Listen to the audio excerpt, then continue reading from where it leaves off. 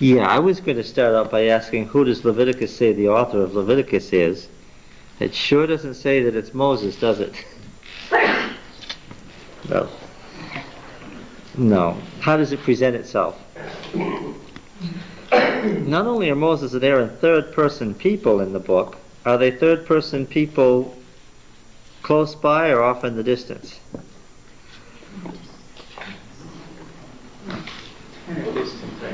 What?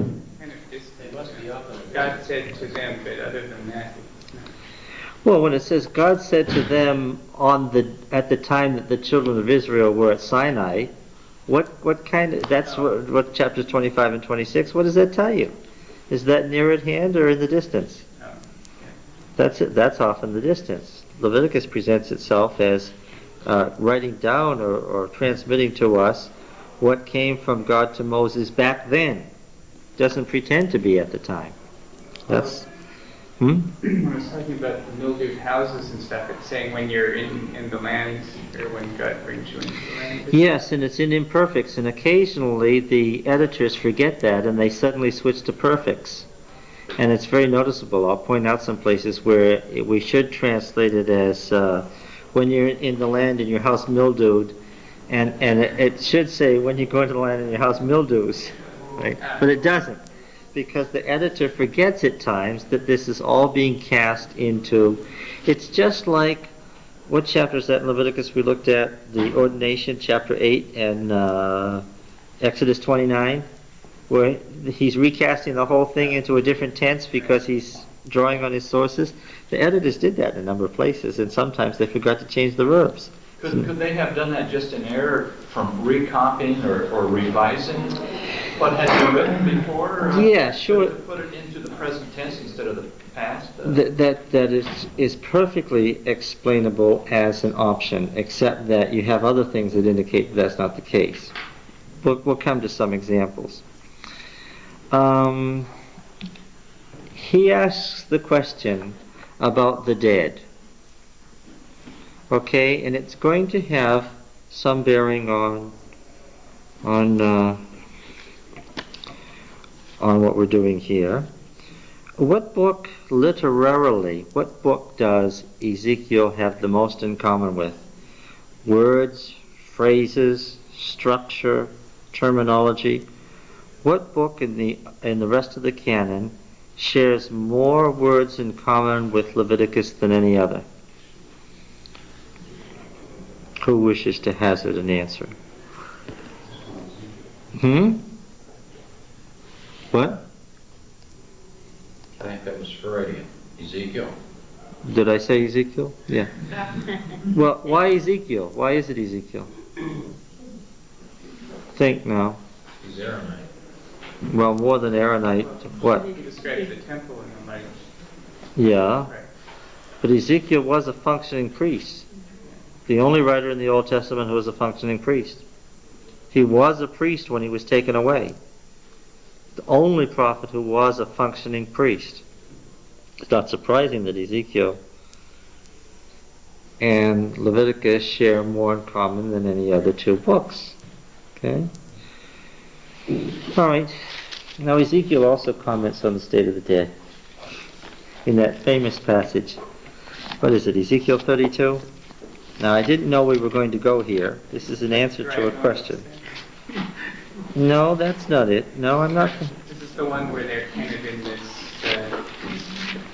underworld where they can't influence the living. Or Yes, yes.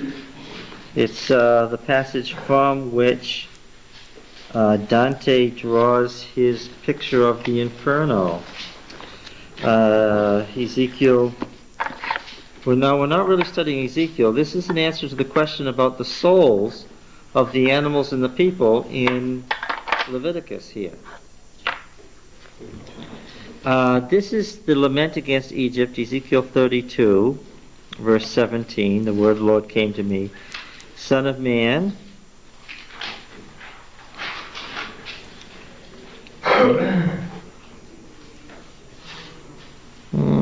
is this our passage? I think so.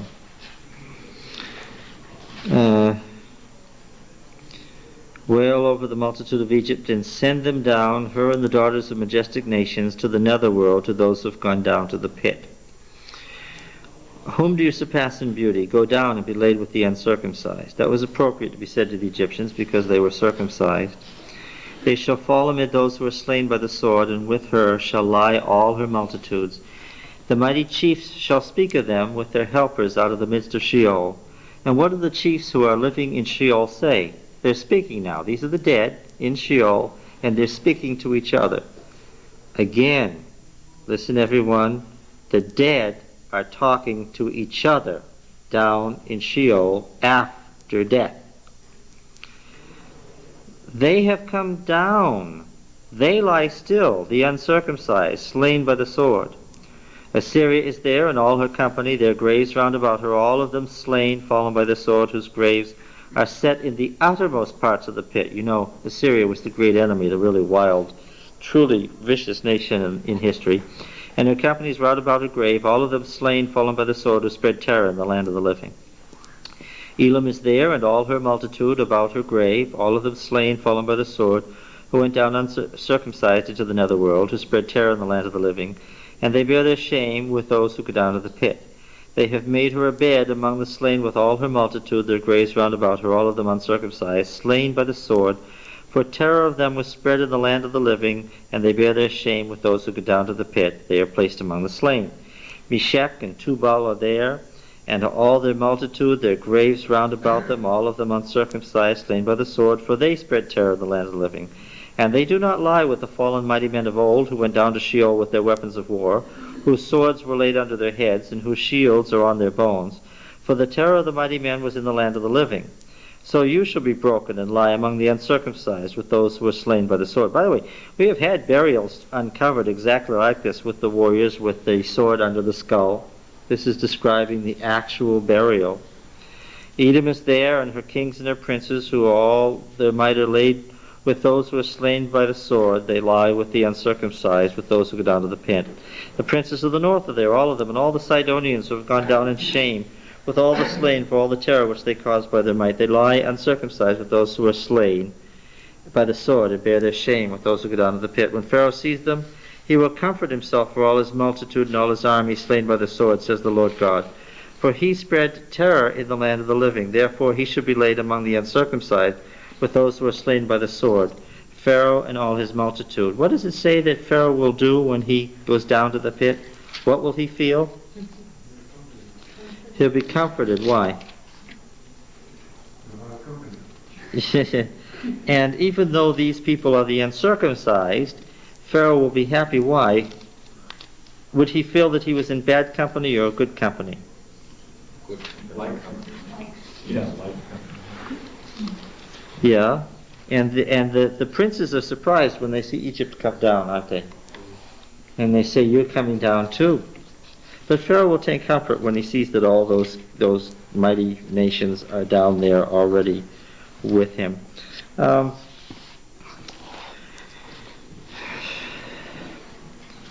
Well, what happened to Rachel when she died? Genesis 35.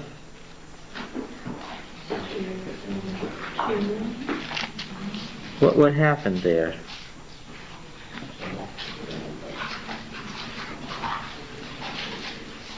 Verse 18.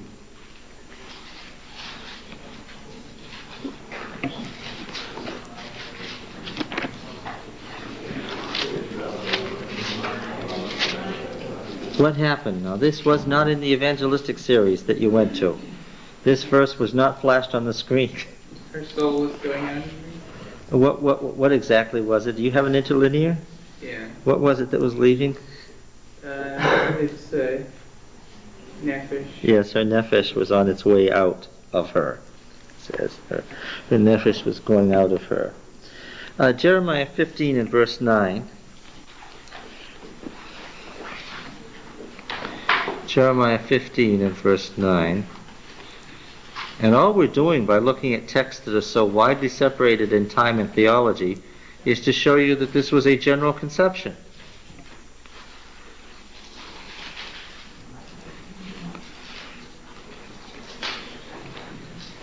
Here's, this is the passage that says that not even Moses or Samuel could save the land. We begin in verse 8. I have made their widows more in number than the sand of the sea. I have brought against the mothers of young men a destroyer at noonday. I have made anguish and terror fall on them suddenly. She who bore 7 has languished. Her nephesh has gone away. Her sun went down while it was yet day, and she has been shamed and disgraced. So what was happening to her? Psalm 16, one of the famous passages, Psalm 16. Psalm 16.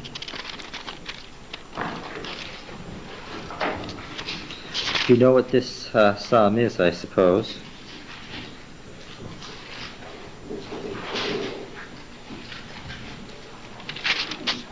In verse 9, 16:9, therefore my heart is glad and my soul rejoices, my body also dwells secure, for thou dost not give me up to Sheol, or let the godly one see the pit. Where does one go at death?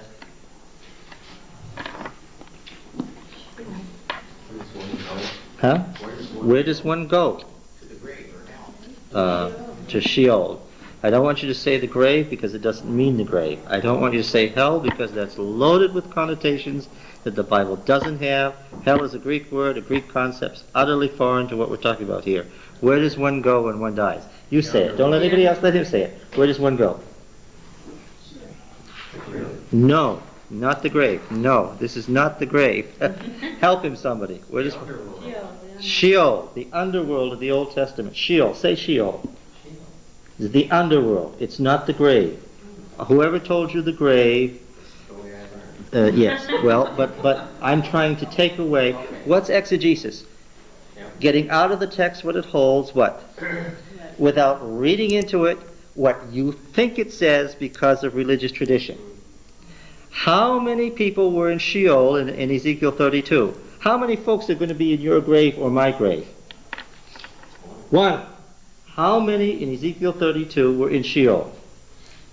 Together. Multitudes. And were they face to face with each other? Yes. Yes, they were.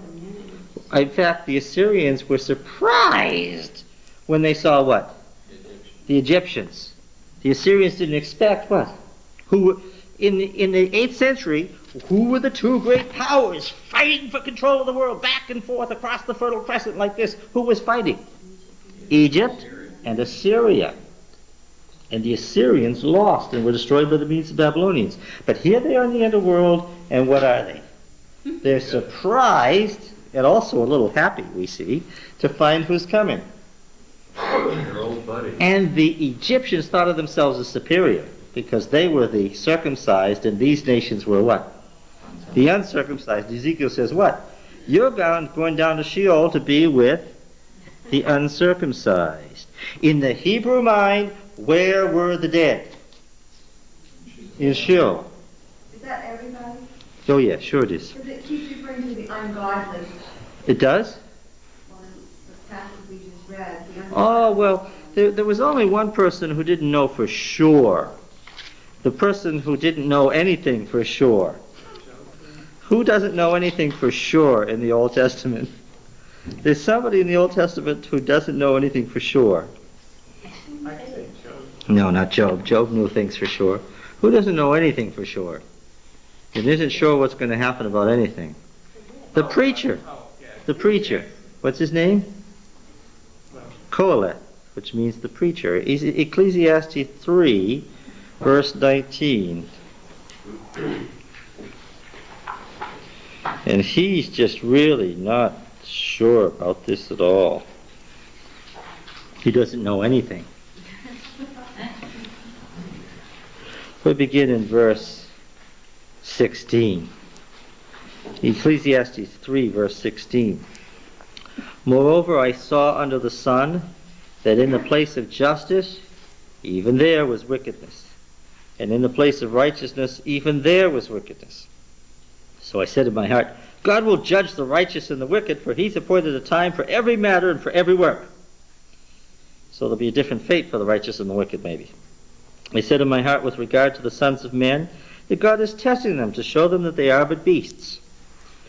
For the fate of the sons of men and the fate of beasts is the same.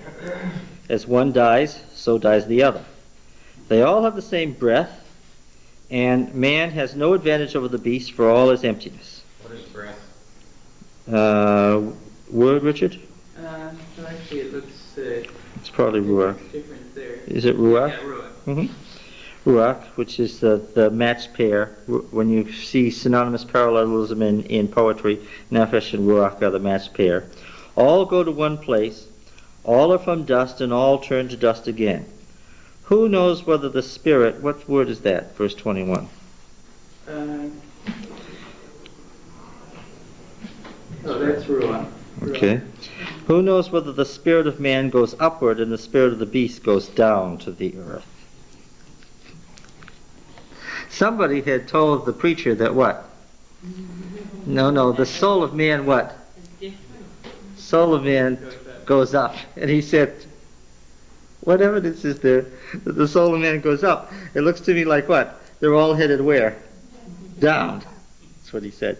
And of course he was in agreement with Job 33. What was Job hoping for? This is the famous passage in Job 33. What was he hoping for? If he would live again in the last day.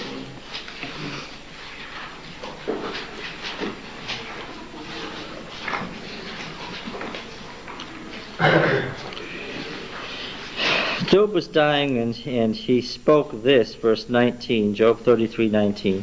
Man is also chastened with pain upon his bed, and with continual strife in his bones, so that his life loathes bread, and his appetite dainty food. His flesh is so wasted away that it cannot be seen, and his bones which were not seen stick out. His soul draws near the pit. That's what he says. His soul draws near the pit, and his life to those who bring death. If there be for him an angel, a mediator, one of the thousand of course is the heavenly court, one of the thousand to declare to man what is right for him, and he is gracious to him and says, deliver him from going down into the pit. I have found a ransom. He's hoping for a heavenly mediator who will deliver him from going down into the pit. Where does he expect the righteous man to go? And he declares himself to be the righteous man all the way through.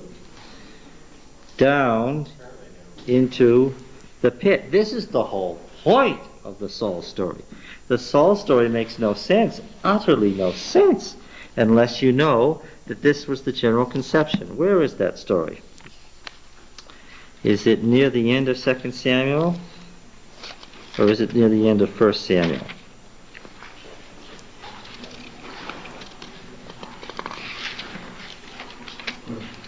I think we can find it in 1 Samuel 28. This is very scary, doing this without warning. It's actually Elihu, it looks like. The Elihu speech, who promises the mediator? He's the one with the great solution, the mediator.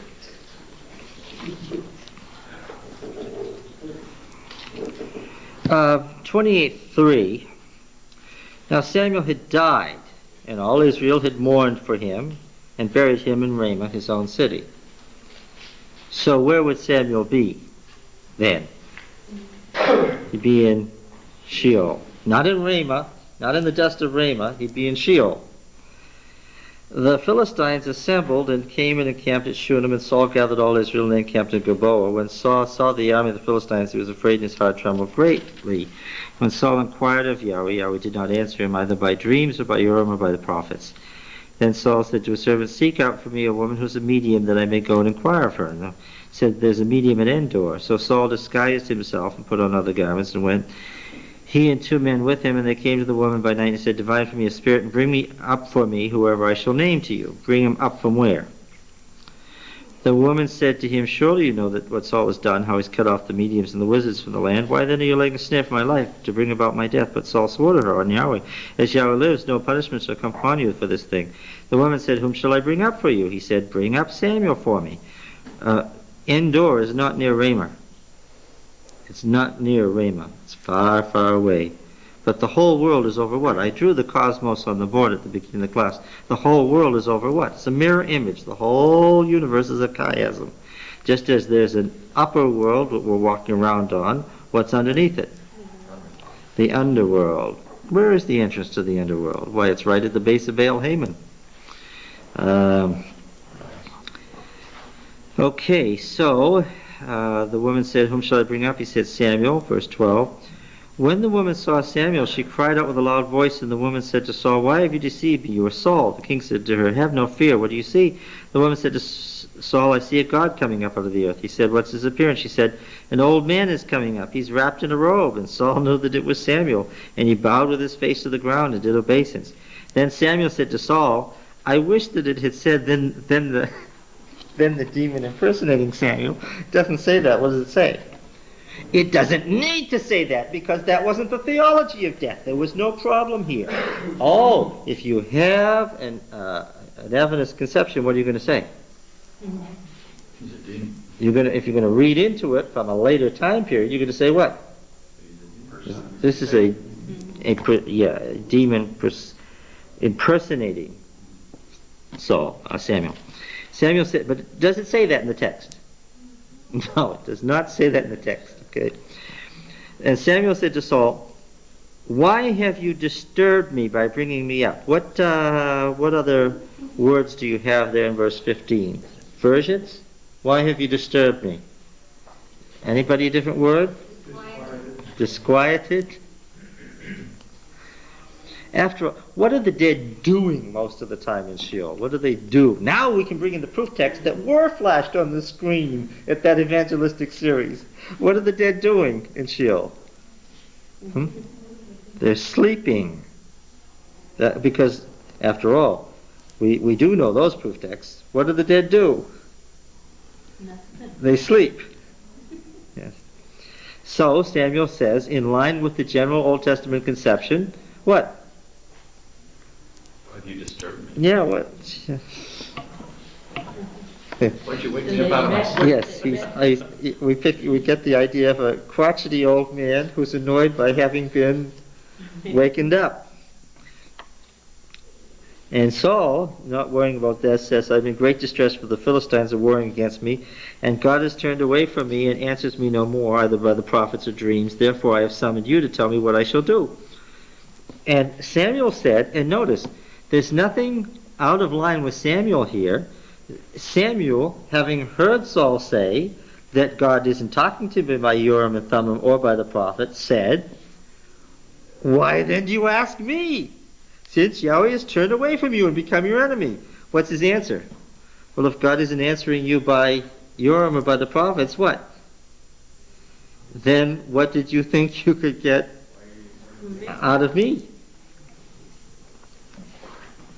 There's nothing theologically wrong with the answer there.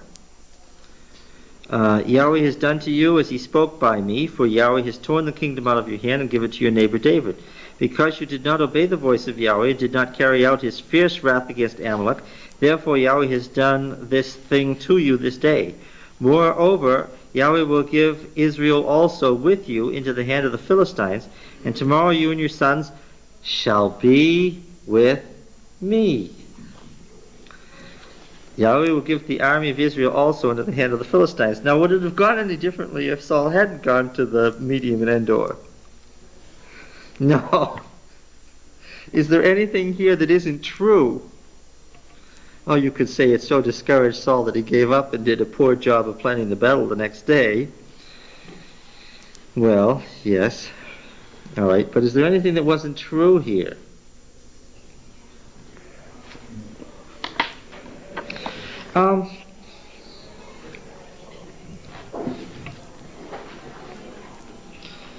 In the passages we're reading in Leviticus, to have your nefesh or your ruach at stake is a capital offense, right? It's a capital offense. And I may have said something like this. Genesis 9, the covenant with Noah for all mankind.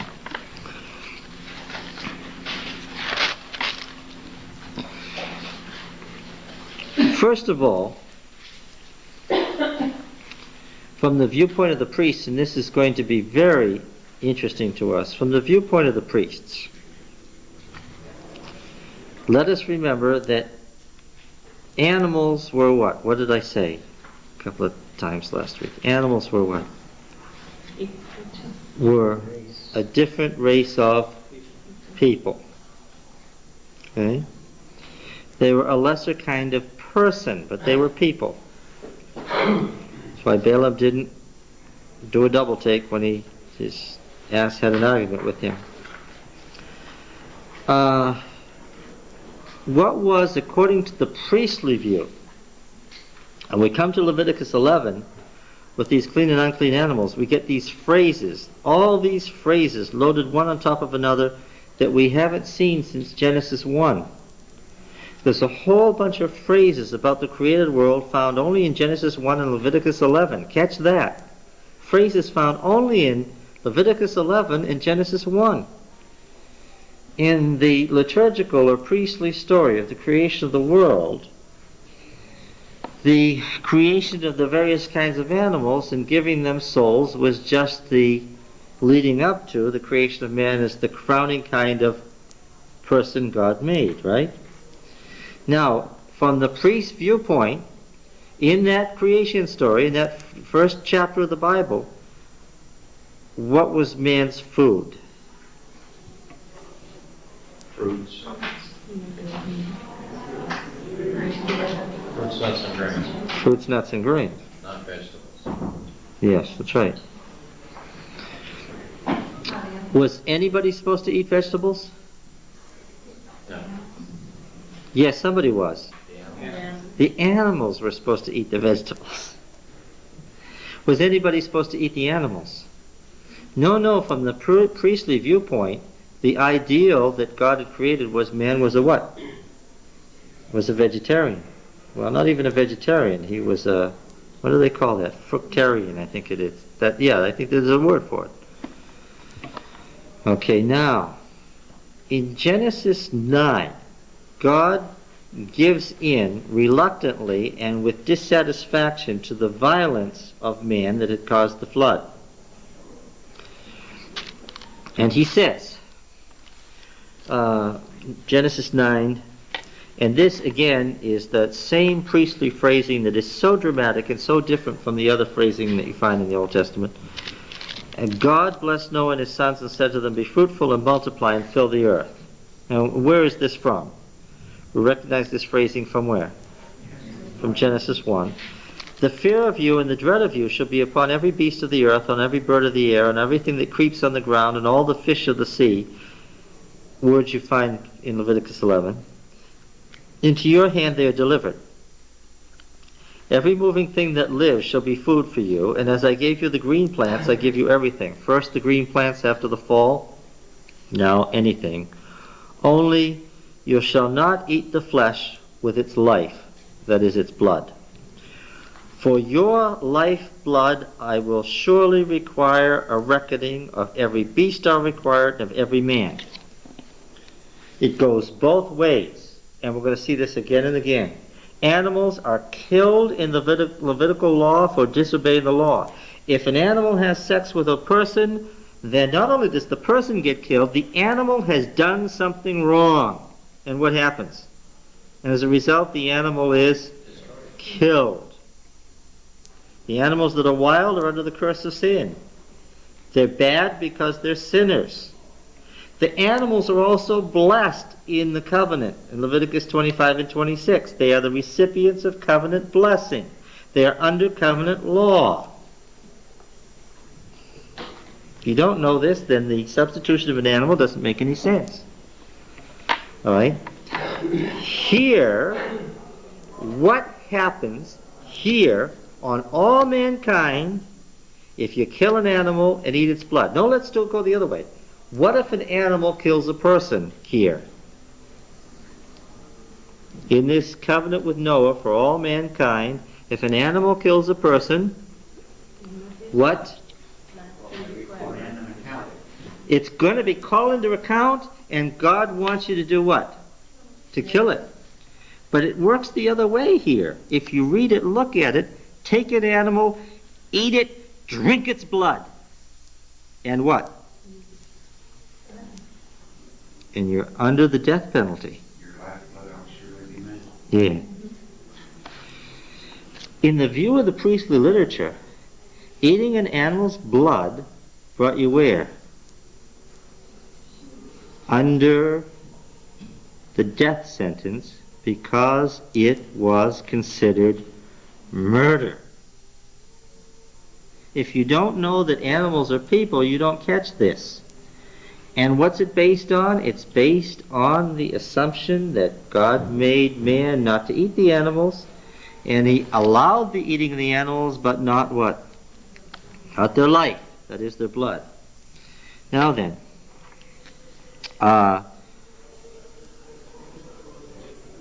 now, verse 7, you be fruitful, multiply, bring forth abundantly the earth and multiply it. Watch this, verse 8.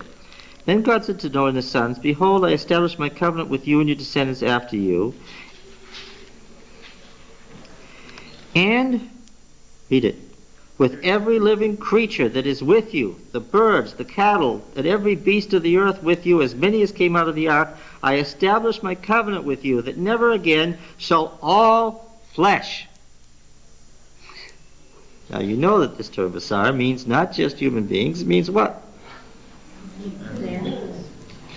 God made a covenant that he wouldn't destroy the earth again, and who did he make it with?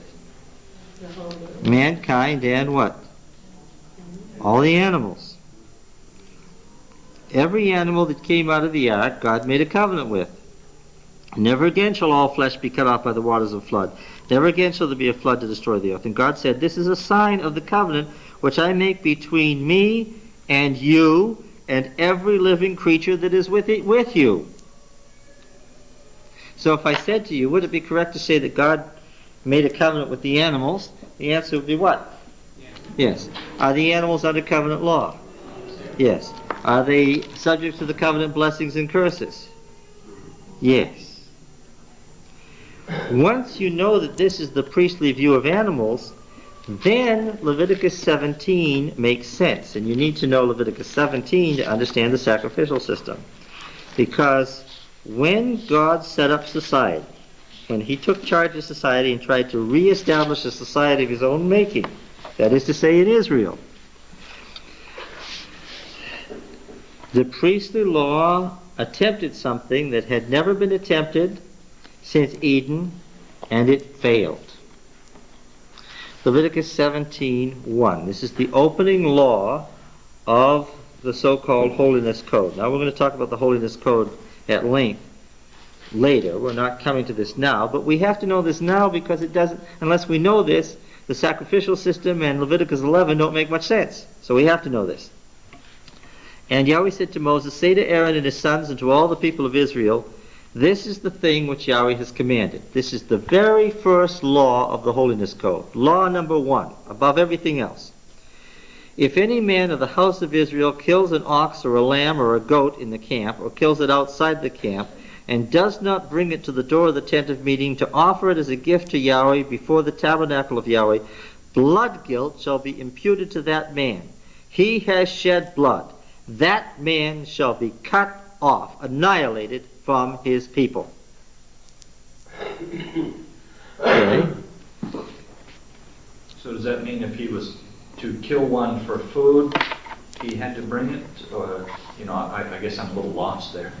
Yes, you are a little lost because it doesn't, because what it says is so astounding. What does it say? Sounds like you're not supposed to kill any animal. Yeah. Except to sacrifice. Except to sacrifice. Yeah, so that would make sacrifice very impressive. Because you'd never kill an animal except to sacrifice it. And, what? Yeah.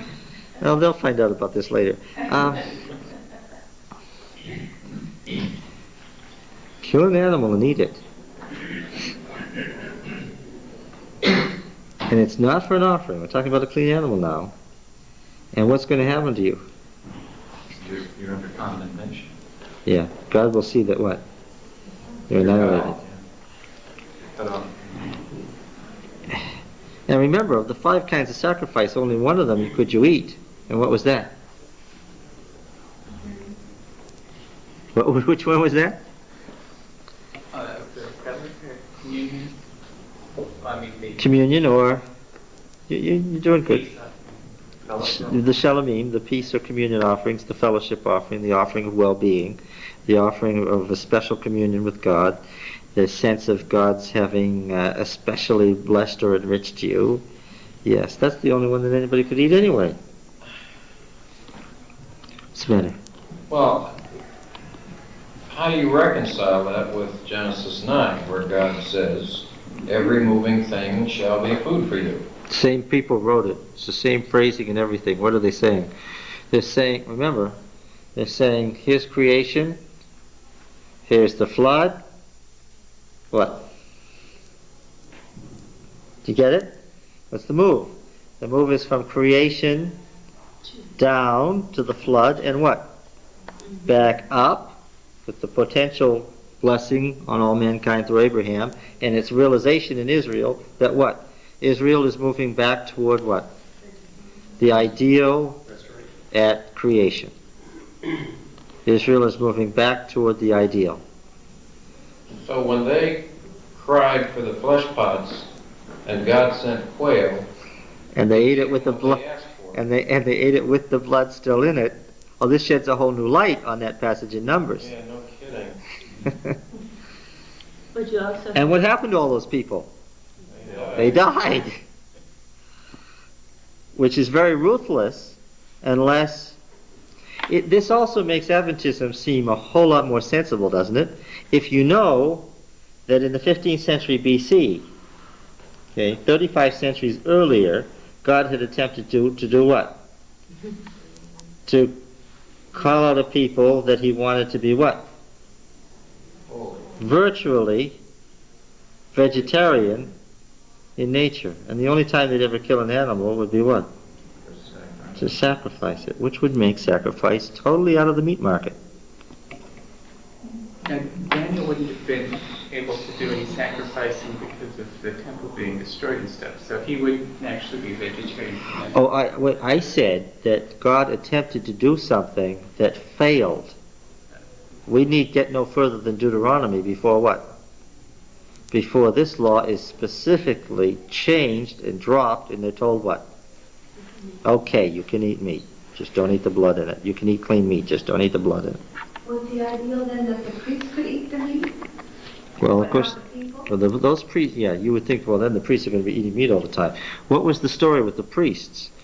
There was no more that way either, that the priest, you see, if a priest offered sacrifices all the time, what would happen to him? He'd become jaded to it, so what did they do in the priesthood? They rotated it, so that what? So that nobody offered sacrifice very often. That was the idea. The ideal then would also have been not to have a lot of sinning and not to sacrifice. Yes, that's true too. Yes, we haven't gotten to that, but that's also true. Yes, the way this works out, that was supposed to be what happened. So he was giving them actually something that they disliked in killing the animals, supposedly should dislike, to discourage sinning, because Yes, and that's why it had to be their own animals and not somebody else's. That's why you couldn't buy the animal sacrifice from somebody else and have an unknown animal. It had to be your own from among your own herd. Would there be any reason to have a herd of animals if you didn't sacrifice it or if you didn't eat them? Well, yeah. Why? What else did they use these animals for?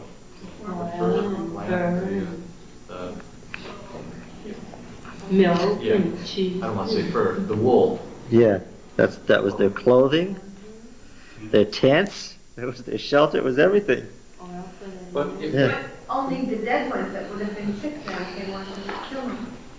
Yes, it specifically allowed for the tanning of the animal's skin after its death, if it died naturally, and the use of the animal during its life, the products that it would give you. But not as we understand what we use animals for. Yeah, yeah, Which We is cultivate them for that. yeah. This goes on here. The blood guilt will be imputed to that man. He has shed blood, and that man shall be annihilated from his people. This is to the end that the people of Israel may bring their sacrifices, which they slay in the open field, and they may bring them to Yahweh, to the priest at the door of the tent of meeting, and slay them as sacrifices of peace offerings to Yahweh. I know why it says peace offerings, because that's the only one where the eating of meat was allowed. And the priest shall sprinkle the blood on the altar of Yahweh at the door of the tent of meeting, and burn the fat for a pleasing odor to Yahweh. So they shall no more sacrifice their sacrifices to the hairy ones, after whom they play the harlot. This shall be a statute forever to them throughout their generations. This is a frequent refrain in the Holiness Code, as we'll see, this summary statement that will be statute forever. And any man of the house of Israel, or the strangers that sojourn among them, who offers a burnt offering or sacrifice and does not bring it to the door of the tent of meeting to sacrifice it to Yahweh, that man shall be cut off from his people.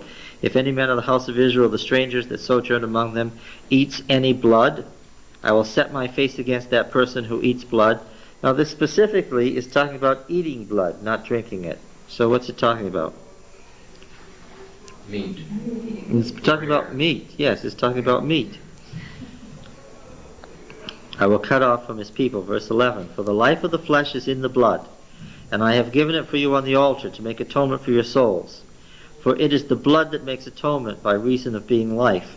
Therefore I have said to the people of Israel, no person among you shall eat blood, neither shall any stranger who sojourns among you eat blood. Any man also of the people of Israel, or of the strangers that sojourn among them, who takes in hunting any beast, now we're talking about the gazelle or something, or bird that may be eaten, shall pour out its blood and cover it with dust.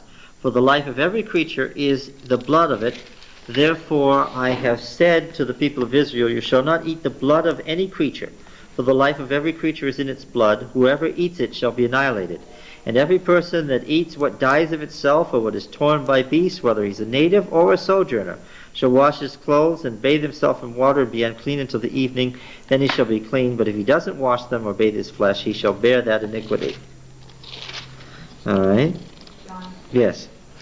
But that's one thing that bothers me, is that even now then, if you are not a vegetarian and you eat meat, you're eating the blood in it. Isn't that true? Yeah, that would be true. Didn't they So go we're Yes. really inconsistent. We're saying be eat clean meat, Yeah. but we're breaking the law as a matter of speaking if we're eating meat because it has the blood. A Big Mac wouldn't make it. It's true. Consider that when they drained the blood out of the animals, that there wasn't any blood in it, or did they? Yes, in the Halakha, the oral tradition of that was handed down, at least from the time of the exile, tells us that they did more than just that. What else did they do it?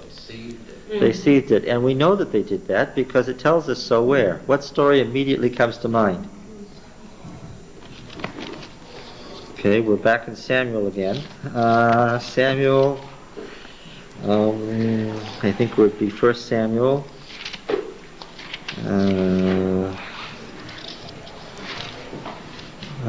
Yes, 1 Samuel 2.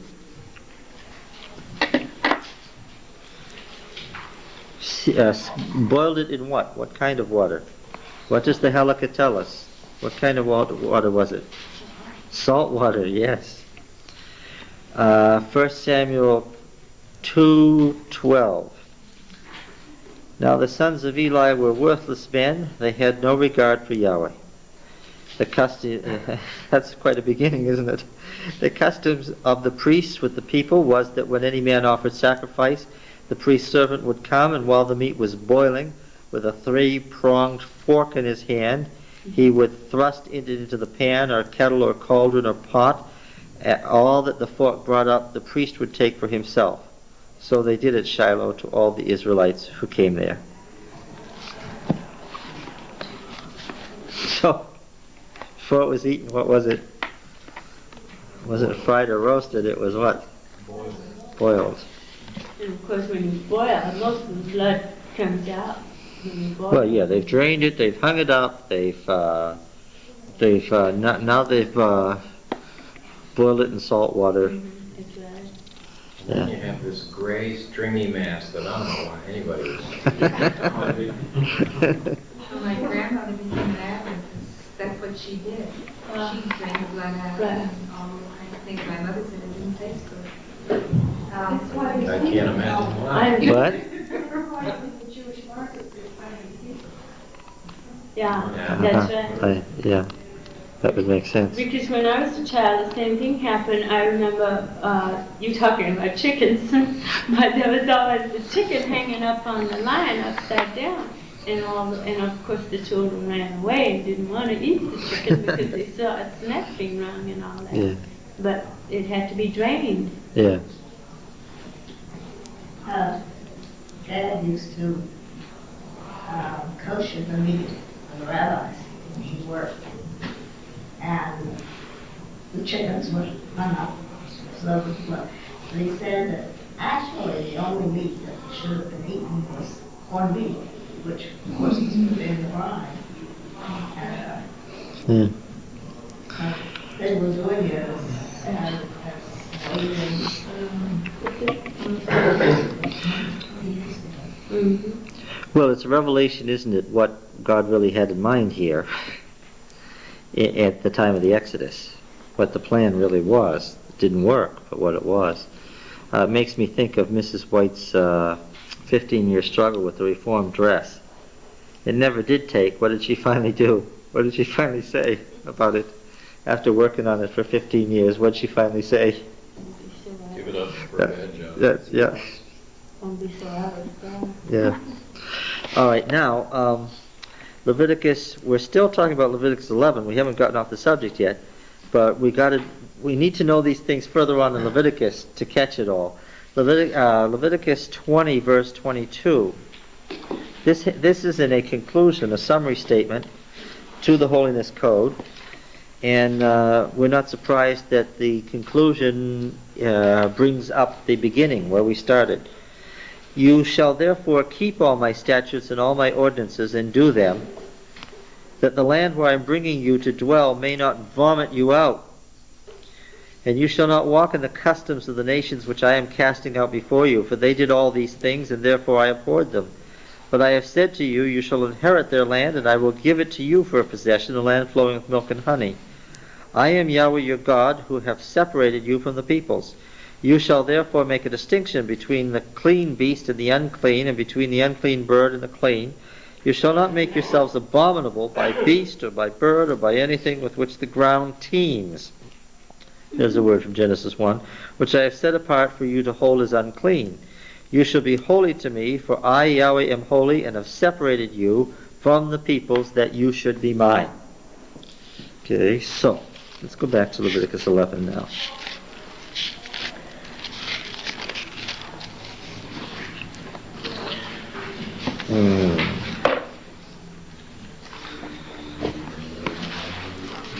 Is there any special sanctions upon that African tribe with Messiah?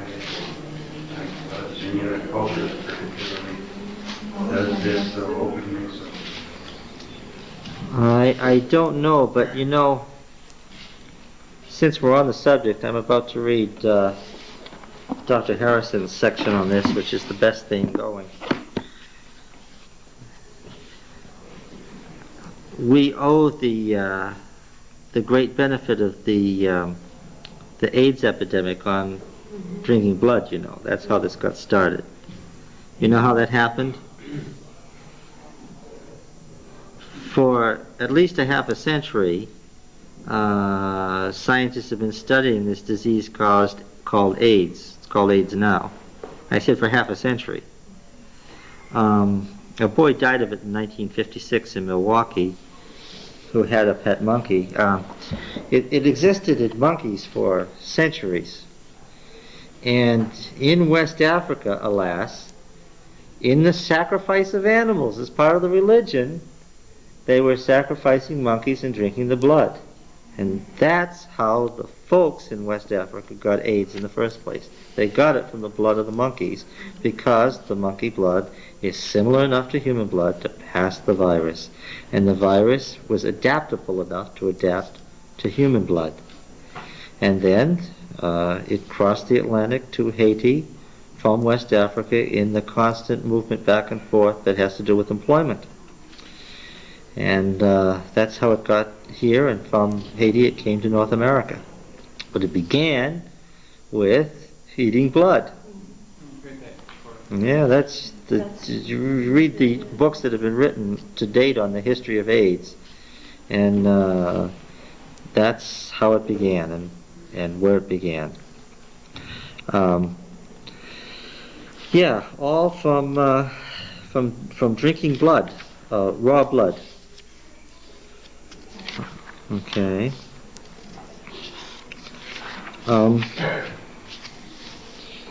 Yeah. Now, here's an interesting thing, an oddity that I would not have expected. I was reading Dr. Roland Harrison's book, Introduction to the Old Testament. Dr. Harrison is a far right-wing Protestant writer of the dispensational type. He's a fundamentalist. A lot of times when he's writing these things, it's hard to bear because he's ignoring a lot of things. And this is where you get the worst commentaries on Leviticus, because at least a Catholic can understand ritual and relate ritual to religion, and the Catholic commentaries on Leviticus aren't that bad. But what do most of the Protestant commentaries say? Almost every last one, what do they say? Especially when they get to these sections about sacrifice and clean and unclean foods being eaten, what do they say? It was all ritual. It was all a ritual. It was ritual, ceremonial cleanness and uncleanness, and what? It was all nailed to the cross. It's so wrong-headed that it's incredible.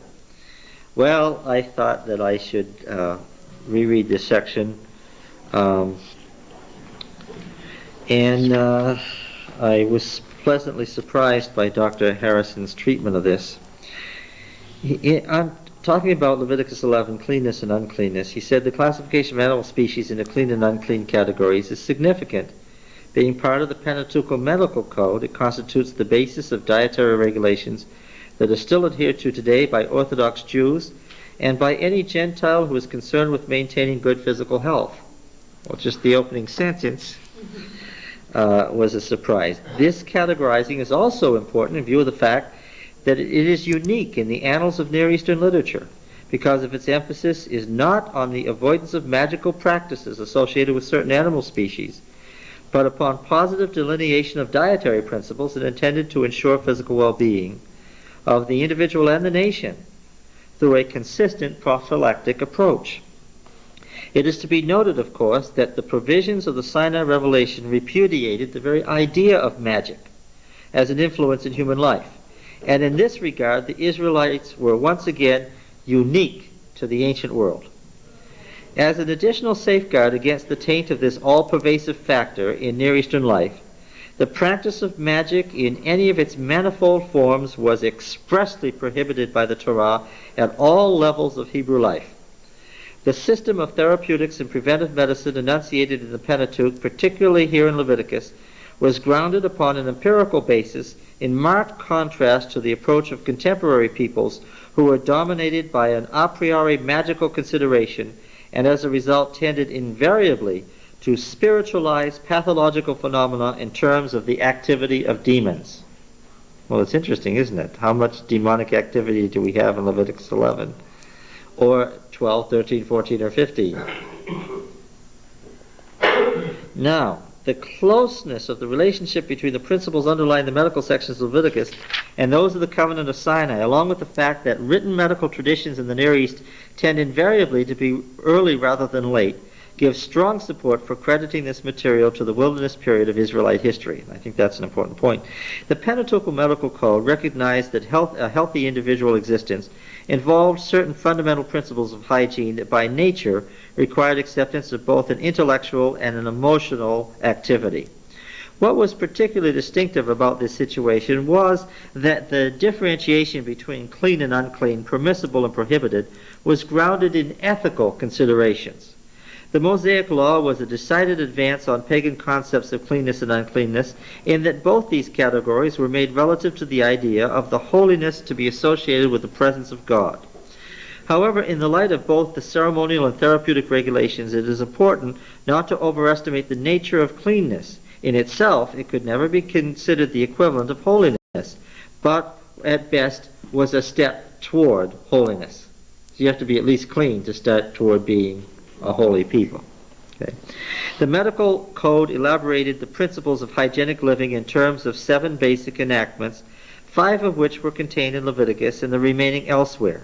It must be understood that the Sabbath for individuals, the land, and animals was also a health law. It's interesting, isn't it? Because it does say specifically in a number of the Sabbath laws that we read that it's for what?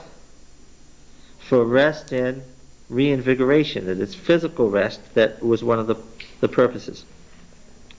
The dietary rules, circumcision, regulations of sexual relationships, provisions for individual sexual hygiene, purification rituals involving sanitary procedures and so forth, were all related to the ethical concept of health. So, there was no mysterious pagan concept here, but rather a connection between morality and health, so as to emphasize that the observance of these precepts enshrined in the corpus of legislation would of itself ensure a great measure of freedom from disease and scourges which afflicted the neighboring peoples. Consequently, insofar as the Israelites followed the prescribed rules for sanitation, isolation, hygiene, and sexual behavior, they were assured of the kind of immunity to disease that the magic of their neighbors could never afford. As regards the dietary regulations, the division of species into clean and unclean is to be regarded not so much as a reaction against Egyptian worship of animals or the protest of a superior religion against contemporary pagan customs, as the positive delineation of beneficial and noxious foods, respectively. The specific concern of Leviticus 11 was that the kind of animal whose flesh should be ingested without any resultant harm to individual or communal health were quadrupeds that were cloven-footed, parted the hoof, and chewed the cud. As such a designation of the ruminants proper excluded carnivorous and predatory species, and the list of possible animals was further restricted by the prohibition of swine, camels, hares, and conies, which did not fulfill all the conditions necessary for cleanness. It will be observed that the clean animals were exclusively vegetarian, and as such would be less likely to transmit infection than would be the carnivore, which fed on flesh that invariably decayed rapidly under the conditions of the Middle Eastern climate. The prohibitions concerning the flesh of swine is most interesting, partly on hygienic grounds and partly because of the place that animal occupied in the Egyptian cult. According to Herodotus, the pig was originally sacred to Osiris, and the cultic celebration of the deity involved the slaughter of a pig outside the house of the participants throughout all the land of Egypt. The violation of the taboo regarding the pig was remedied by means of a close and immediate contact with Osiris in the form of the Nile River. It does not seem likely, however, that the question of cult worship was quite as important a consideration in the prohibition of swine for food as were purely dietary and hygienic reasons. Even under the most carefully supervised modern conditions of slaughtering and processing, the flesh of the pig is far more potentially dangerous as a source of infection than that of any other quadruped normally eaten for food. The pig is the intermediate host for several parasitic organisms producing afflictions of varying severity, and under the warm climatic conditions of the Middle East, the optimum opportunity was afforded for these organisms to develop when ingested. And now he mentions trichinosis, as you might imagine, and then he goes on and he lists about 8 different kinds of worms, many of which achieve, he says, and he quotes the actual studies, a length of somewhere between 20 and 30 feet in the individual where they are found, and that they're found it's an extremely common problem in the Near East. And he quotes the medical authorities to show that to this day they have a lot of problems of people dying from liver disease and so forth that really just had a 30-foot long worm in their liver. And he points out this is even in the part of the world where most people don't eat pigs very often.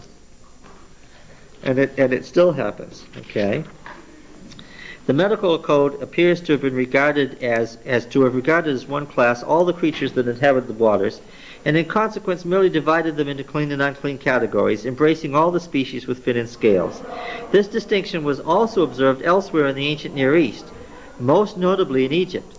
The exclusion from the Israelite diet of all edible crustaceae many of which live on sewage and putrefying matter, would forestall the ravages of enteric or paratyphoid fevers, even of the spirochetes and jaundice infections that are so common to the East today. A similar principle applied to the legislation concerning the clean and unclean fowls. Leviticus 11:13 enumerated those which were unsafe for human consumption, but did not furnish any specific list of clean species. The rapacious, aquatic, and predatory kinds of birds were excluded, since their flesh if eaten might transmit infection from carrion. The pigeon, turtle dove, goose, quail, and domestic fowl, partridges were numbered among the clean birds used by the Israelites. 4 varieties of locusts were permitted for food, a situation that reflects accurately the life of the desert nomad, who regularly included small insects such as grasshoppers and locusts in his diet. Then he goes on to describe how they can be found in the Middle Eastern markets to this day. You eat the back part of the locust, and he describes stringing them on the string so that there are long strings of locusts, and you can buy them by the string in the Middle Eastern markets. I've seen that. So now look, John the Baptist may have had a carob drink for breakfast 1 or 2 days out of his life, but what it's really talking about is locusts, not carob beans, locusts. All right. Closely aligned with designation of suitable and unsuitable foods was the concern for protecting food and water from possible contamination by unclean objects. Levitical law gave specific directions concerning vessels and foodstuffs allowed to come in contact with unclean things. The principle underlying modern systematized public health are particularly prominent here, for the protection of foodstuffs would obviate the ravages of afflictions such as foodborne, polio, encephalitis, food poisoning, enteric fever, parasitic worms. Pollution of water was also avoided rigorously, for it too was recognized as a likely source of infection, disease, and death. An earthen vessel containing water defiled by anything unclean was deemed unsafe for use and had to be destroyed. Now, why was that? What? The pottery is what? It's porous. Yeah, that's why it keeps the water cold. It sweats. And so, because it was porous, it was destroyed. Clearly, it was exactly that. Now, his comments on leprosy are interesting. Another important aspect of the preventive approach to pathological problems involved the diagnosis and treatment of leprosy. The Hebrew tzarath is a generic term derived from a root containing the idea of affliction with an eruptive cutaneous ailment. The Greek term lepra indicated a skin condition characterized by the appearance of rough, scaly patches and was most probably a description of psoriasis. However, the term appears to have been a rather indefinite one, so that the Septuagint rendering could well have included leukodermia, favus infection, and psoriasis, as well as true Hansen's disease, leprosy. For a skin disease that was much closer to the latter, the Greeks employed a term elephantiasis, which the Vulgate rendered as lepra, thereby adding to the terminological confusion. While leprosy was known in Mesopotamia as far back as the 3rd millennium BC, only one instance of true leprosy has been discovered to date among the Egyptian mummies, giving some substance to the belief that the individual concerned may have been an immigrant from Syria or Mesopotamia. The organism, well, he talks then about Hansen's disease or true leprosy, but he points out that the leprosy here really means any skin disease. Now, why did they suffer so much from contagious skin diseases? It's obviously a great concern when you read these chapters. What? Yeah. Did you notice the anointing? Well, they were washed first. And then they were anointed. Yes. The anointing by the priest was only a symbolic anointing. It wasn't a true anointing. What did he do? He put some of the oil on the forehead and the thumb and the big toe. That was only a symbolic anointing. What did it mean to be anointed in the ancient Near East? Yes. Sometimes hot oil. Not scalding hot. Hot oil. Sometimes even immersed in it. What was in the oil besides animal oil or olive oil or a mixture? What else was in it? Some fragrance. Fragrance? There probably was a fragrance, but that was only accidental. What did you say? Yes. Did anybody wonder as you read these chapters where the medicines were? Did they have medicines in the ancient Near East? What's the answer? The herbs and- Resounding yes. Now our medicines are either compounded directly from nature and are therefore just an intense form of what's found in nature, or they're compounds that are created chemically that don't occur in nature. Okay? The second category they didn't have. Okay?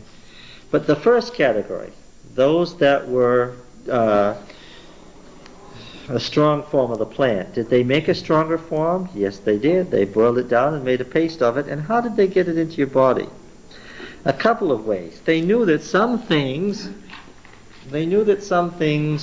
you could swallow and it would be safe for you, and that was a way to get it into.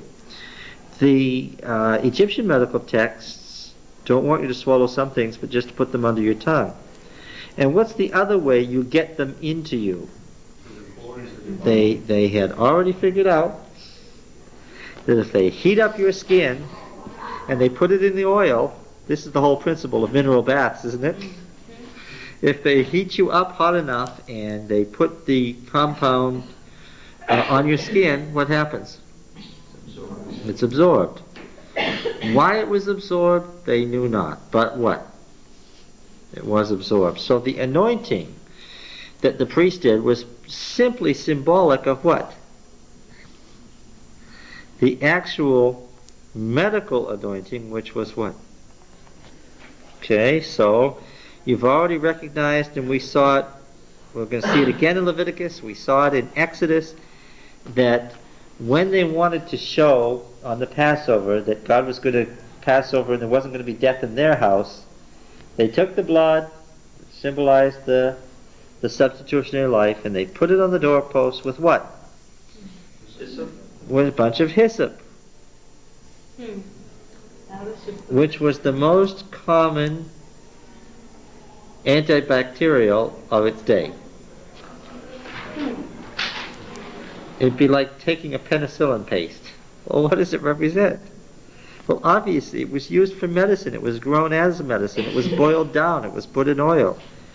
The example of that we're going to find further on of the two birds, one that was let free, and they put the blood on it with the hyssop, symbolizing the person's healing. Right? The person was in mortal danger of death. They could have lived or died. They lived. One bird died, the other what? Went free after the blood with the hyssop, the healing. Okay? So the medicine in these chapters is in the anointing. That is the therapeutic medicine. Because the first line of defense very clearly in these chapters is what? Is not therapeutic medicine. That's an after the fact, once the person is unclean. What's the first line of defense? Preventive medicine. First, preventive medicine. Secondly, therapeutic medicine. After the person's sick, you quarantine them, you anoint them, you wash them, and so forth. Okay? And at intervals. What were the intervals? The priest keeps coming back at intervals. What? Yes, every 7 days he comes back to see how you're doing. So obviously, what did you have developed then? There's a certain area where people who were sick were quarantined, yes. No matter what. Hospitalized. What? No matter what was the matter. Oh yes, because every ancient country had its physicians. And interestingly, the ancient Near East went downhill. In the 15th century, they were at a medical high point. The Egyptians almost got to true scientific medicine. They never really did. Why?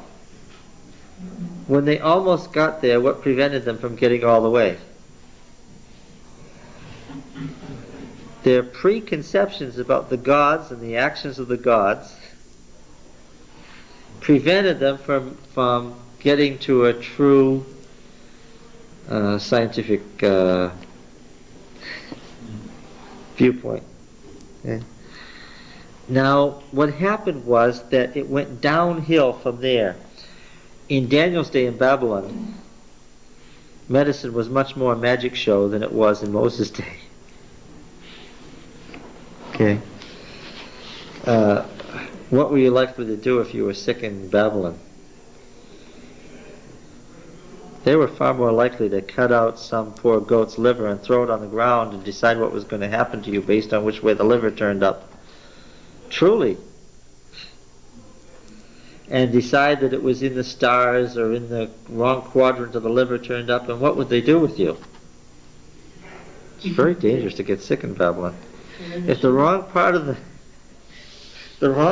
liver came up saying that one of the gods was against you, and you could therefore transmit that god's anger to the populace as a whole, what would they do with you? At least your illness wouldn't be very long.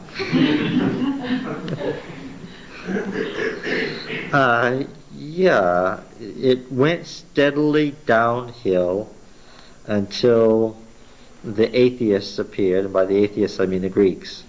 These philosophers were actually atheists, and because they were atheists and not limited to the pagan concepts of gods, they got beyond it to a true empirical thing. Okay? Alright, so let's go back here to chapter 11.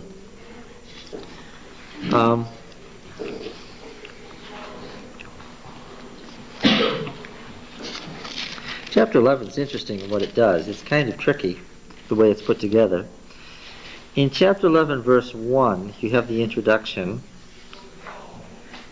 And then we have, these are the living things which you may eat among all the beasts that are on the earth. The priestly writer is making the distinction between land animals and sea animals that you saw in Genesis 1. Okay, now we're going to have the land animals, and he lists those that can be eaten and everything else is unclean. They are unclean to you, verse 8. Not unclean in and of themselves, unclean as food. This is an interesting question now. Could a good Israelite, following the law carefully, have had a pig?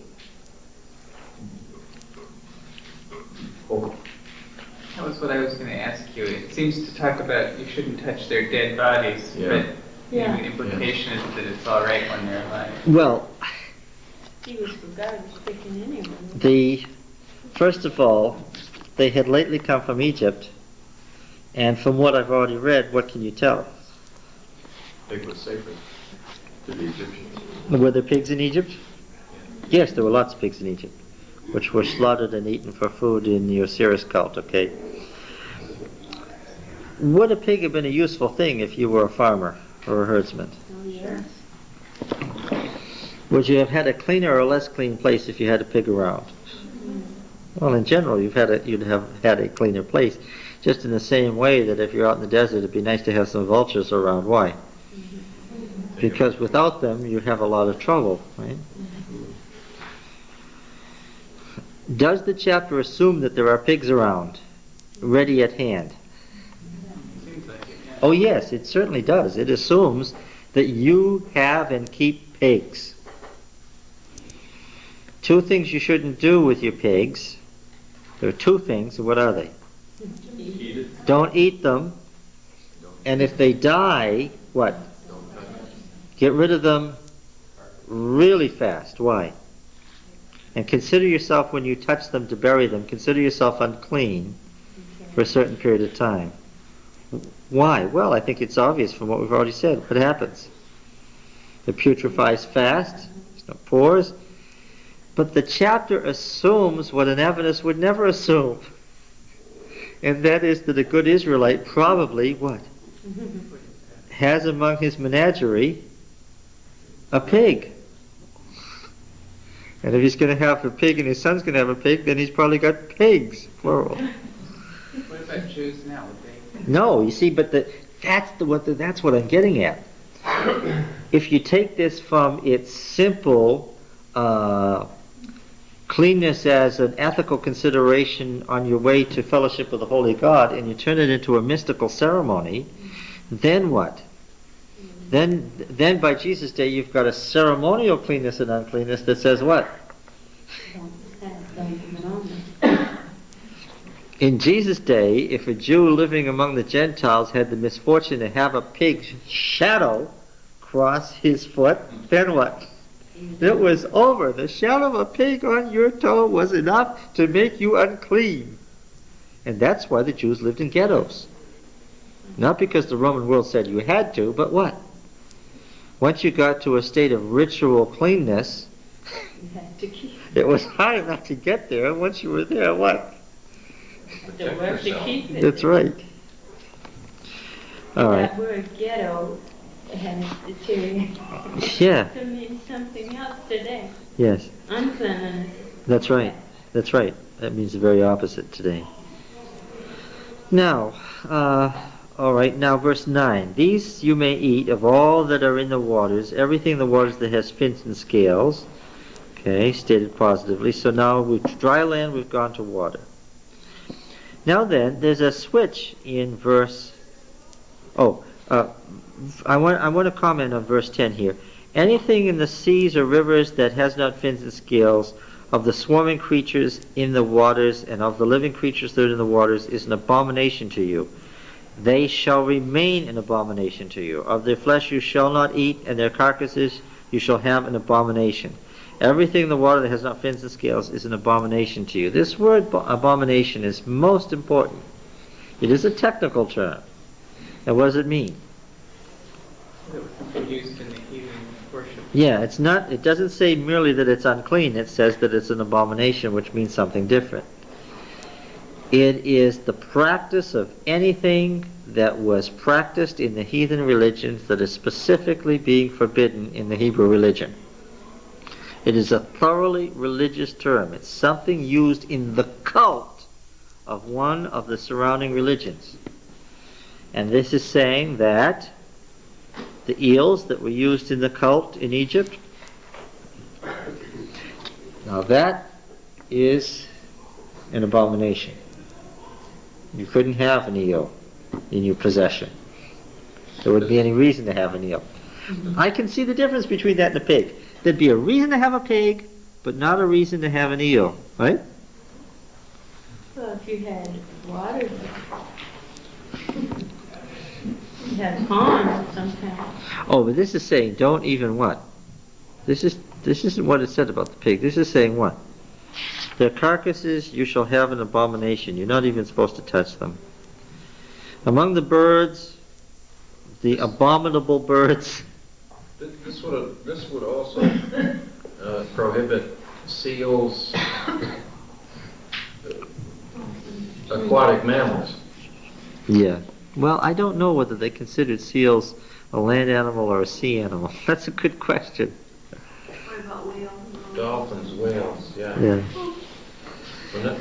The Hebrews were a very non-nautical people. In common with most of the people in the 15th century, they were afraid of the ocean, didn't go on it much, and except for the tribe of Asher, we don't even think of people as going out on the ocean. But the ships of Asher are mentioned in Judges. What was the big problem with going on the ocean? What might happen to you? Not fall off the edge. No. Leviathan might do what? The dragon of the underworld who lived in the sea might what? Take you down. Might eat you. Now when you know, there were reports of folks seeing Leviathan from time to time in the ancient world. They saw the seven-headed dragon. What did they probably see? A big whale or shark or something. Yeah, they might have seen one of these 30-foot long eels that inhabit the Mediterranean. They might have seen a whale. After all, the whales are the largest mammals that have ever lived, right? They might have seen something that they were not familiar with because they didn't go out on the ocean much. And when they saw it and they came back to land, what were they telling you? The breathless story of having seen Leviathan. Now, of course, Leviathan is frequently treated in the Old Testament as the seven-headed dragon, as the antithesis of God, as the as the very symbol of evil, right? And of course, that's the whole point in Jonah. Jonah was trying to flee from God, and so what? Where's the farthest thing you could go? He was on his way to Spain, but what? It wasn't geographical distance, he got what? Now it says that God prepared a great sea monster. It doesn't say, well, anyway, but God prepared a great sea monster to eat him. His misfortune being what? If you believe that Leviathan is there and will eat you and take you away from the presence of God, and you're trying to get away from the presence of God, God's sense of humor, which is very, very strong in Jonah. Jonah is a very humorous book. Is what? So what? Even though he eats you, you still can't get away. He's having a miserable time down there in the belly of the Leviathan, it says, and then he thinks about God in his prayer coming to the temple, and then God troubles him, and they actually have a conversation and something of an argument there in the belly of the Leviathan. And this was a theological statement too, because you find this in Genesis 1.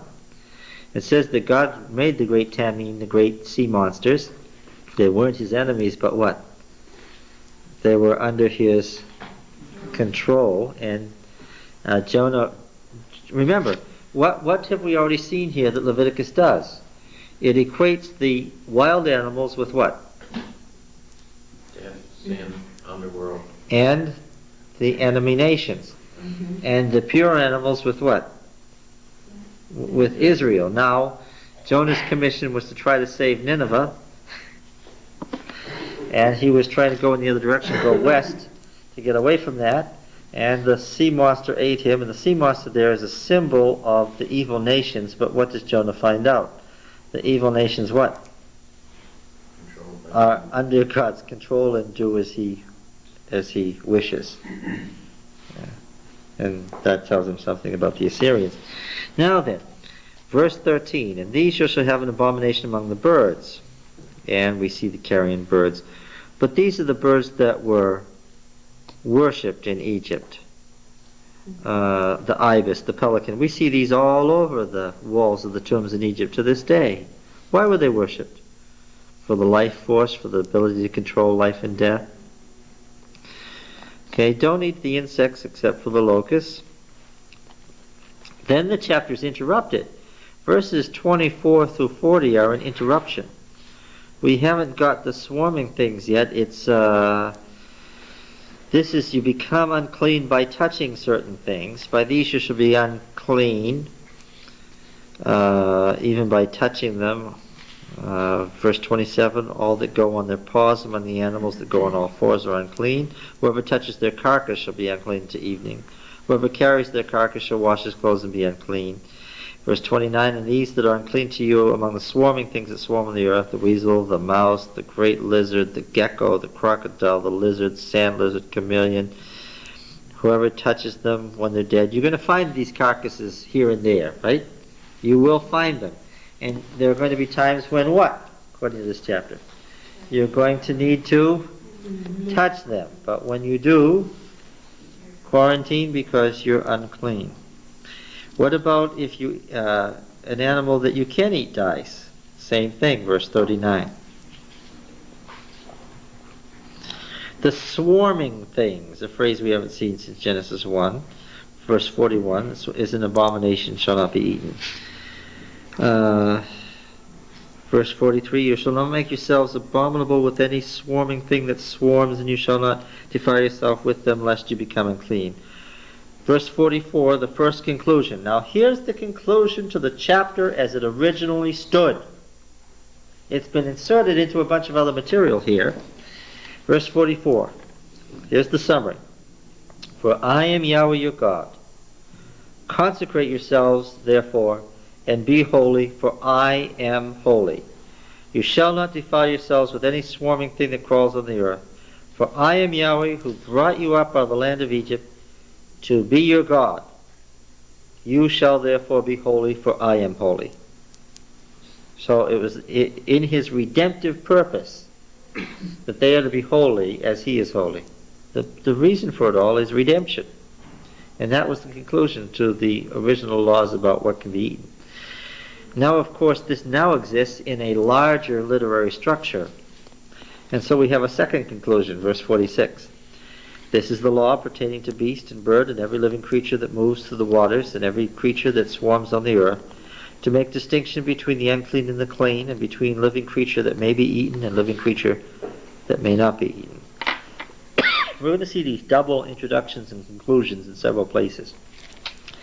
This chapter and the chapters following were originally part of the Holiness Code that begins in chapter 17. They've been lifted out of their original context and placed here for a theological reason. You can see this very clearly if you look at the context in which chapters 11 to 15 occur.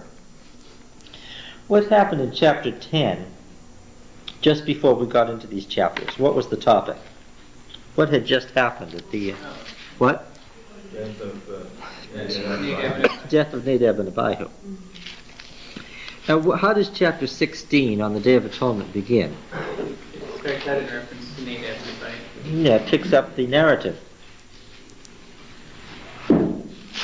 If you read chapter 10, I hope you all... I saw some puzzled faces when we stopped chapter 10. So that's okay. Chapter 10 doesn't have an ending. Did anybody notice that? There's no summaries there. Here's what it says. Moses was inquiring about the sin offering, right? He was angry about the sin offering. And Aaron answered, "If I had eaten the sin offering today, would that have been acceptable in the sight of Yahweh?" And when Moses heard that, he was content. And it doesn't summarize the whole matter. It leaves it up in the air. That's because once upon a time, the next verse was what? Then the Lord spoke to Moses. 16 verse what? The Lord spoke to Moses after the death of two sons of Aaron, when they drew near to Yahweh and died. And Yahweh said to Moses, "Tell Aaron your brother not to come at all times into the holy place within the veil before the, I don't want to say mercy seat, that's the wrong idea, before the covering which is on the ark. I'm going to say the ransom place, lest he die. For I will appear in a cloud upon the ransom place. But thus shall Aaron come into the holy place with a young bull for a sin offering, a ram for a burnt offering, and so forth." Now this makes it clear. This is further detail here. Where had Nadab and Abihu gone with this unholy fire while they were drunk?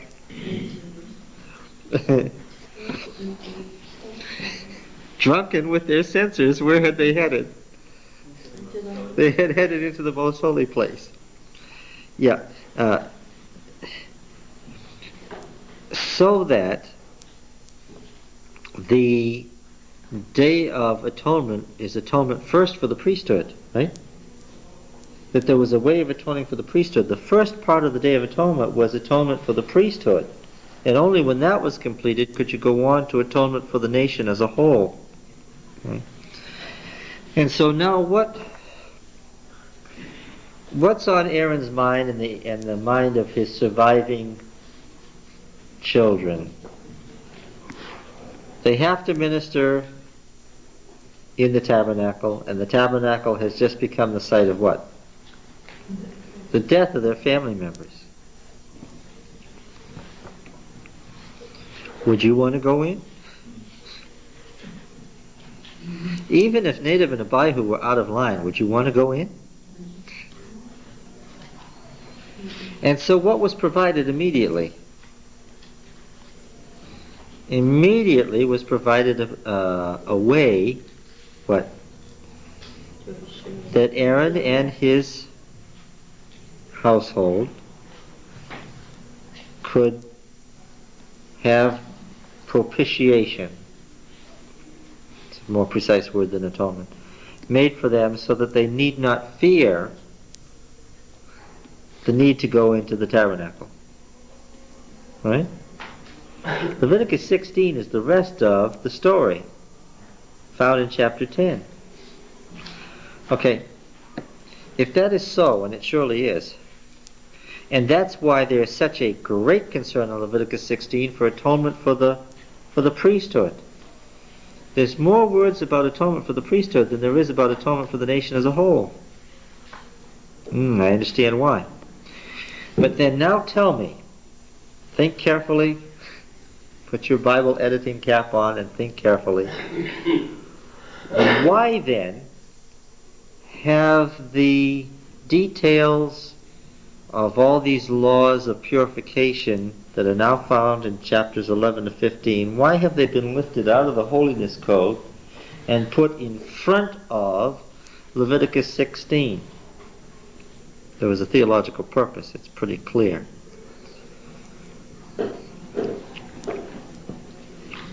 Well, how have I titled the whole section? A manual for purification. What? How to be pure before you go into the temple. Yes. All of this stuff is related to how to be clean and pure, and the climax of that is what? Is the purification of the sanctuary itself and the carrying away of the sins of the nation. And so what they've done is they have taken the whole sequence of laws related to purification and put them together in a composite whole that leads up to the Day of Atonement, so that you have a specific section that is nothing but maintaining cleanness before a holy God. Any question on that?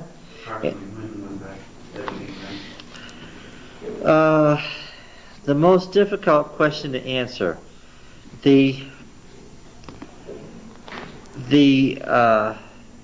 has to be done at least by the time of the early monarchy, because at that point some of the earlier laws that you find in the Levitical code that are still sitting in the code that don't obtain at the time of the monarchy are still there, but they've been left out. Just those that have to do with a central sanctuary and so forth are left in this purification process. Most people think that this was done before the time of Solomon. Okay. Now then, let's just go back and look at a couple of important points here. Chapter 12. The Lord said to Moses, this also stands as a separate unit. We have an introduction here. The Lord said to Moses, say to the people of Israel, if a woman conceives and bears a male child, then she'll be unclean. The time for menstruation should be unclean. On the 8th day, the flesh of his foreskin shall be circumcised. Today we know we have a reason for that. Then she shall continue for 33 days in the blood of her purifying, shall not touch any hallowed thing, or come into the sanctuary. If she bears a female child, unclean for 2 weeks, as in her menstruation, shall continue for 66 days. I'm not sure that we know the reason for that. And when the days of her purifying are completed, whether for son or for daughter, she'll bring up to the priest at the door of the tent of meeting a lamb, a year old for a burnt offering, and a young pigeon or a turtle dove for a sin offering, and shall offer it before Yahweh to make atonement for her. I wonder why, do you think? The sin offering is simple. Sin offering is from a sense of sin. No particular sin has to be. Why a burnt offering? Why a sin offering? Why a sin offering? Shedding of blood in the birth? Yes, that's exactly it. The shedding of the flow of the blood, because it says, then she'll be clean from the flow of the blood. Anything that has to do with flowing blood brings about the need for a sin offering. If she can't afford a lamb, then she'll take 2 turtle doves or 2 young pigeons, one for burnt and the other for sin offering. Priest will make propitiation for her, and she'll be clean. Then chapter 13. Did you notice these are case laws and therefore representative, not complete? Examination, quarantine, application of medicine, and washing. Examination, quarantine, application of medicine, washing. Those are the steps in the treatment of disease.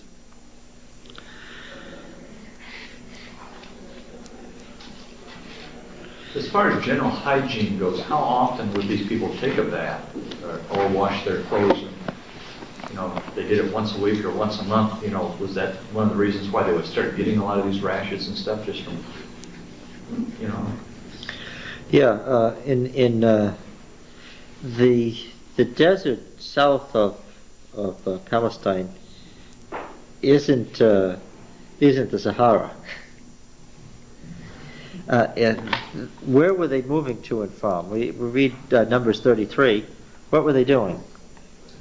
Oasis to oasis. They were moving from water site to water site. Yes. And that's the only places they moved to, was to where there was more water. And what seems to have dictated their moves? Oh, you say, well, the cloud lifted up. No, that's not what I mean. I mean, why would the cloud lift up? What would be the purpose of their moving? Yes, when they needed more water. So there was a real consideration about water in their culture.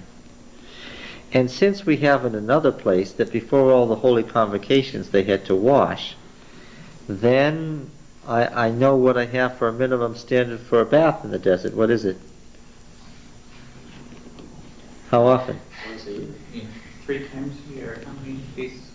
No, it's interesting. Leviticus 23 says what else is a holy convocation? Not just the Feast of Booths or the Feast of Ingathering, the Day of Atonement. They added it in, and it's actually added in, and we can see that literally. When you think of the annual feast, they had 6 and they made a 7th. What else constitutes the whole year? There's another thing besides tabernacles and ingathering and Pentecost and first fruits and trumpets, and Day of Atonement. The Sabbath. What Sabbath? Every Sabbath. Every Sabbath. Leviticus 23, the first of the annual convocations, yearly convocations listed, is what? Sabbath. Is the whole collage of the weekly Sabbaths. They watched the Sabbath, so that means once a week. Yes, they were what? Yeah, I think that we have to think in terms of the weekly bath. Yeah. It also says something about how many, and you don't think about that very often. We get this picture of 1,000,000 Israelites wandering around the Negev. There isn't enough water there for 1,000,000 people. Even Dr. Harrison, a fundamentalist, understands the numbers correctly. He understands that Elef thousand was Aluf, chief, and that when you have 62,700 people from the tribe of Dan, you have 2,700 people that had 62 chiefs over them. And when you read the numbers correctly, and ironically it was Siegfried Horn who, for a comparison of ancient texts, was able first to read the numbers. When you read the numbers correctly, I promised myself I would not say this till we got to Numbers 1, but you've dragged me into it anyway. When you read the numbers correctly, the numbers are very precise and literal, and are meant to be taken literally. They're not just suggestive, they are a literal census. How many people do you have? Take a guess. Well, 6,000 men. So you've got women and children, so how many people do you have? About 6 to 1. Yeah, you may have 20,000 people. That's a lot of people in the desert. That's a lot of people. Mm-hmm. But it is also a believable, historically acceptable reality. If you think of 20,000 people in their flocks and herds camped around this sanctuary, you get a picture of what you're really talking about. And you know the camp would look just as big as in our little paintings. Because in fact, if you tried to paint a camp that had 1,200,000 people in it, what's the problem? Well, it's only 70 miles along the Gaza Strip from the Nile Delta to Israel. If you get the people 6 feet wide and 3 feet apart, what's the problem? You have the beginning of the column going out the north end of Palestine into Syria before the south end of the column has left Egypt. Slow down, thickly populated. Yes. Yes. There's not that many places in the Sinai where you could put that many people. No. A just aren't that many places. No. And the pattern is, it's readily discernible once you get onto the right foot. Let me ask you again, just to make sure, if you read these chapters, leprosy is a general term for what? Skin disease. Deep And- skin disease, though. Well, you don't know. Something that's what you start out looking for, to see if it's a surface or if it's subcutaneous. That's one of the things that you're looking for. And what does unclean mean again? In all these chapters about this is unclean, what does it mean? Anything that is, well, it means unclean. It means anything that is potentially contagious and therefore what? A threat to the people. Yes, a threat. Yes, a possibility of disease. Now, also, and this is a point that nearly every commentator misses, is that as it stands, disease is being treated as a theological issue here. It's not just secular from the viewpoint that we look at it. And these aren't just health laws. Disease is a symbol here for what? Sin. Because every time that sin broke out in the wilderness in Numbers, they used the same word for contagion. When somebody started saying, no, I don't want to go into Canaan, we can't take them, they're giants, what happened? Then pretty soon what? It spread, and yes, and it's treated in Numbers in the light of Leviticus as if sin were a contagious disease that kept breaking out. Okay. So you have to know that in these chapters, what's the ultimate disease? Sin. And it's the ultimate disease that the sanctuary is being washed for. That's why the chapters stand as they do, why they lead up to chapter 16. And do you know, every commentary that I consulted, and I consulted 9 of them, not one commentary linked chapter 16 to chapters 11 to 15, although chapter 16 says that this is about cleansing the sanctuary from your uncleanness, and it uses exactly the same words. They still missed it. All right. Does it really say that? We talk about the cleansing of the sanctuary because we're Adventists. Does it actually say that the sanctuary is cleansed in that chapter anywhere, or do we just use that as a term? You think it says that? Can anybody find any evidence that it says that the sanctuary is actually cleansed, that that's what's going on?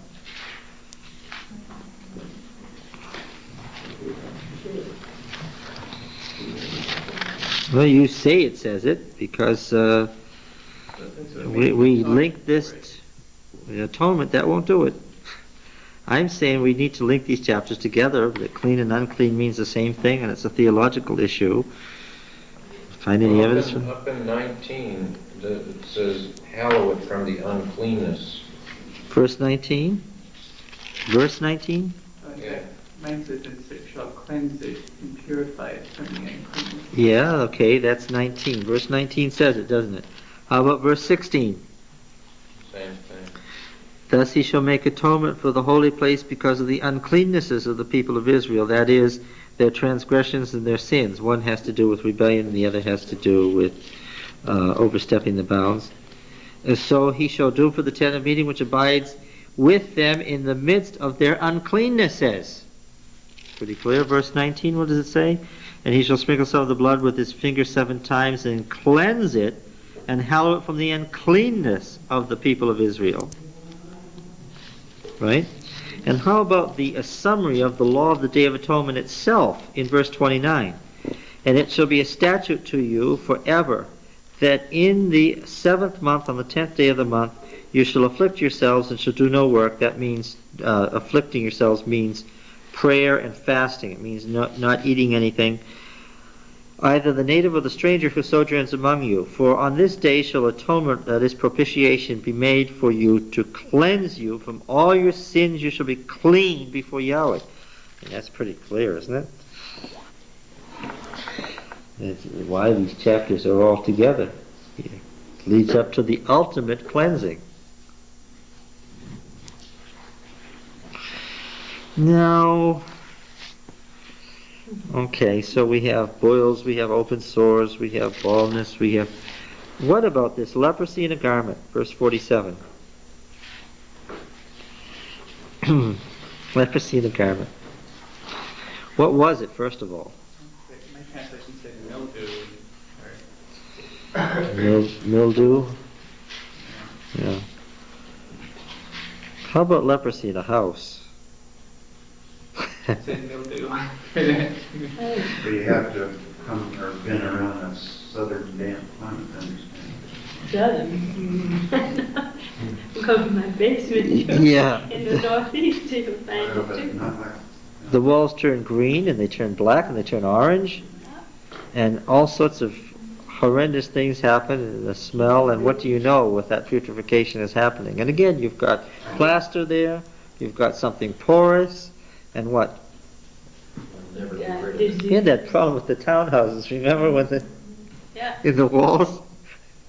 that disease, and you got people having allergies and all kinds of That's right. things that happen. And when we had that problem with the townhouses, what do? We cut out the section of the wall that had the problem, just like it said in here. Yeah. Why on earth make such a big issue of it that you devote a whole chapter to it? Why not just throw the garment away? For wash it, if it doesn't come clean, throw it away. What is all this big issue being made about it? To let the priest examine it? Garments weren't that easy to come by. Aha! Yeah. They didn't go to the Look. department store and buy a new. As we speak right now, what's happening? There are short Chinese women in Hong Kong right now. I don't care what hour of the day it is there, who are doing what? Sewing, making clothes. And it's happening in Taiwan, and it's happening in South Korea, around the clock, and it's even happening in Lower Manhattan. What's happening? More and more garments.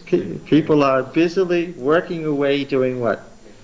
Making all the clothes for the world, and it goes on night and day around the clock. And so it's all very well to say, well, you know, I can get a pullover like this for $5 at Ames on its sale this weekend. Let me throw it away. It looks nasty.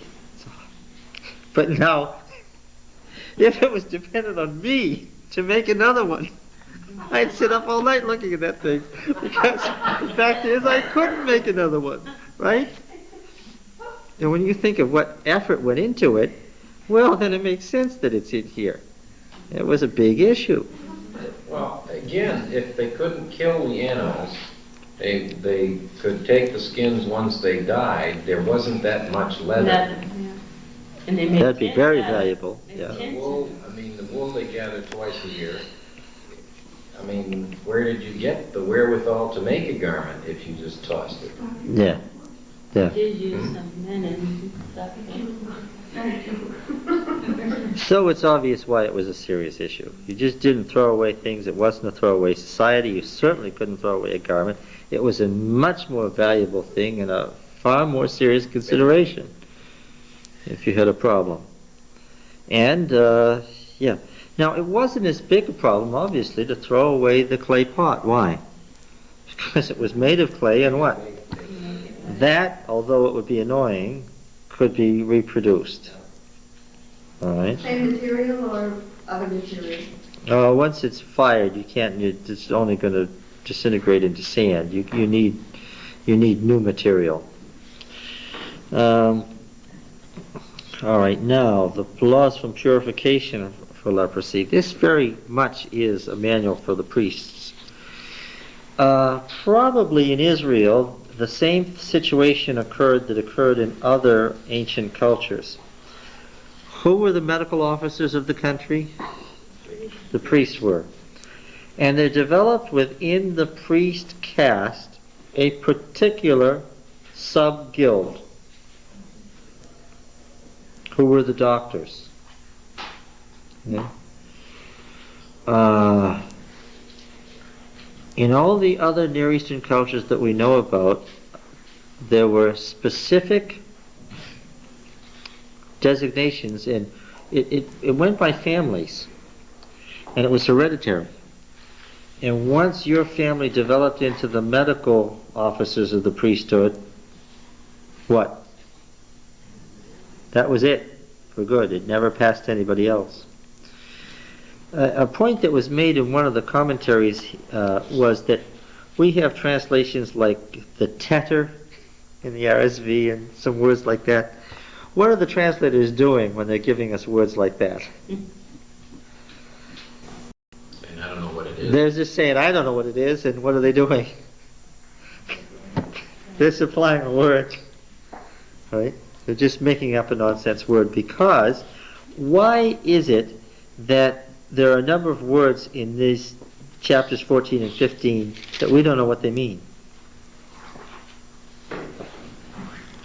So old. Well, but it's all old. Tablets were broken. What? Tablets were broken or something. No. But there were titles. I mean, there's titles that we would use titles today that would make no sense 100 years from now. It has to do with the technical nature of the material. In these chapters, we're dealing with the diagnosis of various kinds of diseases. First of all, we're not living there. Therefore, we've never seen exactly what diseases they're talking about, right? Secondly, when you're looking for something and you've got this word, and it says in the verse to look for such and such, and there's a word, and it occurs only here, right? And nowhere else. It's a half-X legomenon. It occurs only here. And you're trusting in context to tell you what it means. What's your problem? You don't have the context. Yeah. Unless you have multiple occurrences of a word, you can't guess at a meaning. And what about going to the cognate languages? Let's look in Ugaritic. Let's look in Eblaite. Let's look in South Arabic and see if we can find the cognate words. The problem with that is that when you're talking about Israel's ancient priesthood and the technical terms they use, what?